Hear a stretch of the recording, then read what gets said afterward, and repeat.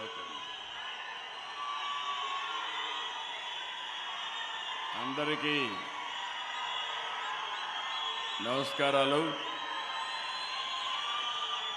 ನನ್ನ ಎಲ್ಲ ರೈತ ಬಾಂಧವರಿಗೆ ನನ್ನ ನಮಸ್ಕಾರಗಳು.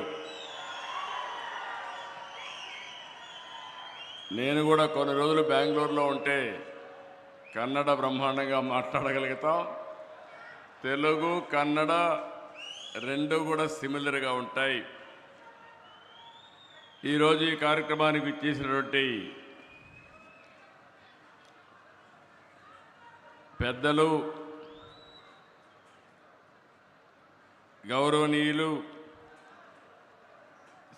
సిఆర్ పాటిల్ గారు, నేను చాలామంది మంత్రులు చూశాను, కానీ మొట్టమొదటిసారిగా కేంద్రంలో ప్రభుత్వాల్ని కలపడమే కాకుండా తద్వారా నదులని కలిపే ఏకైక మంత్రి సిఆర్ పాటిల్ అని చెప్పి కూడా నేను మీకు తెలియజేస్తున్నా. ఇంకొక పక్కన వేదిక పైన ఉన్నటువంటి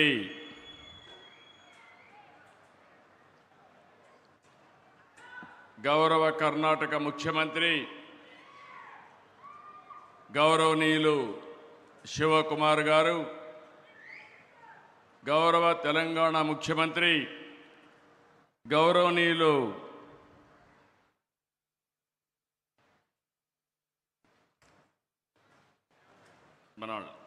గౌరవనీయులు రేవంత్ రెడ్డి గారు, ఇది కొంచెం సెట్ చేసి మనం రాజమౌళి,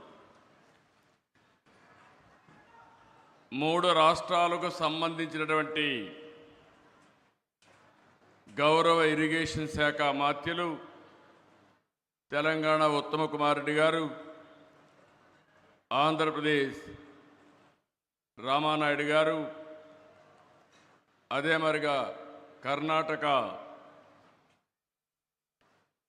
మంత్రి అయినటువంటి రామలింగారెడ్డి గారు, వేదిక పైన ఉన్నటువంటి Karnataka legislative council chairman Basavaraj S వరెడ్డి గారు,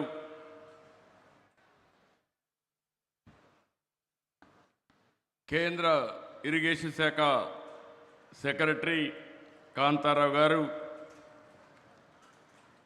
వేదిక పైన గౌరవ పార్లమెంట్ సభ్యులు, గౌరవ శాసనసభ్యులు, మూడు రాష్ట్రాలకు సంబంధించినటువంటి అధికార యంత్రాంగం, ఈరోజు ఇక్కడికి వచ్చిన మిమ్మల్ని అందరినీ పేరు పేరున మరొక్కసారి మనస్ఫూర్తిగా నమస్కారాలు, అభినందనలు, శుభాభినందనలు. మొట్టమొదటిసారిగా తుంగభద్ర తల్లికి ముందుగా శిరస్సు వంచి నా నమస్కారాలు తెలియజేస్తున్నా. అదే మరి కేంద్రానికి, కర్ణాటక, తెలంగాణ ప్రభుత్వాలకు ధన్యవాదాలు. తుంగా పానం గంగా స్నానం, అది ఒక సామెత, చాలా ప్రసిద్ధి. అంటే తాగడానికి ఎంతో స్వచ్ఛంగా, తీయంగా, అమృతంగా తుంగా నది ఉంటే బపుణ్య స్థానానికి అంటే బహుపుణ్యాలకి గంగ గొప్పదని అర్థం. తుంగ, భద్ర విడివిడిగా జన్మించిన రెండు నదుల కలయిక తుంగభద్రగా మారి మూడు రాష్ట్రాల్లో లక్షల మందికి జీవనోపాధి కల్పిస్తున్నాయంటే ఇది మన అదృష్టం అని చెప్పి కూడా నేను మీకు తెలియజేస్తున్నా. అలాంటి డ్యాముకి 19వ గేటు కొట్టుకొని పోతే ఇమ్మీడియట్గా ఆంధ్ర నుంచి మేము స్పందించడం, ఈనాటి ముఖ్యమంత్రి ఆనాడు ఇరిగేషన్ మంత్రిగా ఉండి చాలా చొరవ తీసుకుని ఇమ్మీడియట్గా స్పందించారు. వారిని మనస్ఫూర్తిగా అభినందిస్తున్నాను. ఇది 70 సంవత్సరాల చరిత్ర కలిగిన ఒక ప్రాజెక్టు. ఈరోజు ఆ గేట్లు మార్చాం. ఈరోజు మనందరం గుర్తుపెట్టుకోవాల్సింది ప్రాజెక్టులంటే ఆధునిక దేవాలయాలు. వాటిని మనం పరిరక్షించుకోవాలి. అప్పుడే భవిష్యత్తు ఉంటుంది. ప్రాజెక్ట్ నిర్వహణ బాగుంటేనే భవిష్యత్ తరాలకు భరోసా ఉంటుంది. నీటి విలువ తెలిసిన వ్యక్తిగా మొట్టమొదటి దీనికి ప్రాధాన్యత ఇస్తున్నాం. కర్ణాటకతో కలిసి 50 కోట్ల రూపాయల అంచనాతో పనులు ప్రారంభించాం. 42 కోట్లు ఖర్చు పెట్టాం. ఈ ఒక్క గేటే కాదు, 33 గేట్లు బాగా రిపేర్ చేస్తే బాగుంటుంది, రీప్లేస్ చేద్దామంటే ఇమ్మీడియట్గా మంత్రి గారు శివకుమార్ గారు దాన్ని ముందుకు తీసుకెళ్లారు.